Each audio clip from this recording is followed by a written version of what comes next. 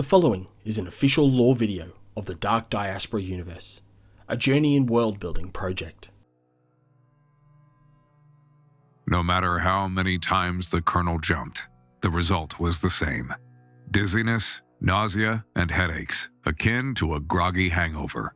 The fog was horrid stuff, but the mind-numbing cocktail of drugs was always better than the malady.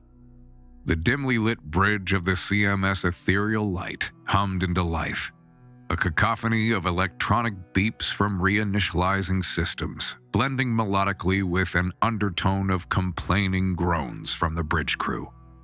The Colonel rubbed his stubbed face with his techno-augmented hands as holographic displays materialized before him. He nonchalantly scanned real-time feeds of the ships gathered with him. The dull, dark gray shadows were almost imperceptible against the black of space. They were running quiet, not 100% silent, but hopefully enough to maintain the element of surprise. Casually flicking his fingers at the holographic interface, he retrieved the outputs of the Compact's long-range stealth probes. This star system was far from the most hospitable in the diaspora, the young star's radiant output having long ago robbed the inner planets of their precarious surface water. Yet, within this system, hung the yellow and orange jewel of the Anoran Confederacy, and arguably the most successful colony of the diaspora, the desert world of Janfar. The intelligence from the probes corroborated his mission packet. The Janfarian Rapid Response Fleet had been successfully lured out of system by an earlier assault. The only resistance expected was from a local picket detachment, nothing the Colonel's strike group couldn't handle. As the flotilla of motley privateers assumed their attack formation, the grizzled warrior signaled for the fleet to jump at sublight speeds to a Confederate ice mining operation in orbit of the gas giant, Lysantis. While Janfar itself was all but impervious to direct assault, the Confederacy were just as vulnerable as anyone to hit and run attacks on their more isolated mining operations and supply lines. The ensuing assault was as swift as it was decisive. Unleashing their ordnance immediately upon returning to nominal space, swarms of intelligent combat drones, or ICDs, executed their pre-assigned missions. The tactic was called drone dumping, and it had been a highly successful first strike military stratagem for much of the past 3 centuries. Extraction skiffs, ice pod depots, and orbital launch facilities were the primary focus. The drones evading point defense systems before sacrificing themselves to unleash their flechette-style payloads at relativistic speeds. Blinding points of primal light flickered across the Colonel's holodisplay as hundreds of impacts all but disintegrated their targets. And just as rapidly as they had arrived, the Colonel issued the order for the mercenary flotilla to withdraw. As they jumped, all that was left of the ice mining operation was molten scrap and charred remains. The ever-expanding debris cloud already captured by the impressive gravity well of the gas giant.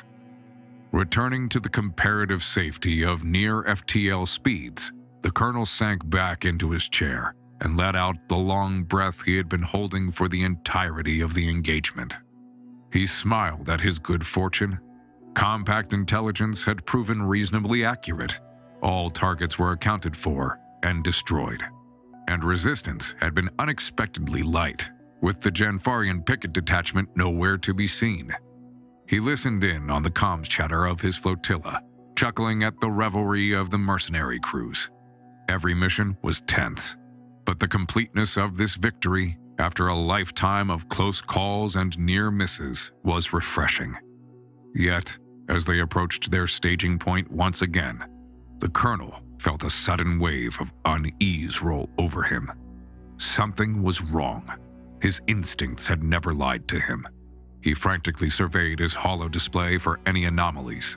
Yet, whether it was his growing age or the after effects of the fog, he was unable to identify the source of his growing trepidation before his frigate was struck. His body lurched forward in his chair, saved only by the restrictive flight harness. He didn't need sensors to tell him that the ethereal light had been hit, a space mine from the feel of the concussive impact. Then came the barrage of direct energy and projectile fire, his ship's armor rapidly ablating under the onslaught. It would seem the flotilla's arrival in system had not gone unnoticed as hoped, with the Janfarian picket choosing to sacrifice the ice mining operation to lay a trap for the mercenaries upon their withdrawal. It was a devious gambit, of which the colonel begrudgingly approved. The frigate's main AI instantly assumed control and executed full evasive maneuvers while returning fire. The dampening field from the anti-grav drive that typically buffeted the crew from the worst effects of high-G maneuvers was insufficient to prevent darkness quickly closing in around the colonel's vision. He struggled to maintain his consciousness, locking his mind in on the comms traffic from his flotilla, where moments earlier he heard laughing and chatter. Now there was only violent and chaotic screams, punctuated by sudden deathly silence. Within less than a minute, his flotilla was all but destroyed. He snarled to himself, sparks and fire illuminating the bloody corpses of his bridge crew as the AI continued its desperate yet ultimately futile evasion. The frigate was the last ship to fall, an accelerated particle weapon piercing the anti-grav engine manifold and triggering a catastrophic meltdown. In those final moments, the colonel's life did not flash before his eyes. He felt no regrets, no remorse, no sorrow. One moment, he was on the bridge of his frigate, his pride and joy, desperately seeking to remain conscious. The next, without time for pain or fear, he was gone. Hey!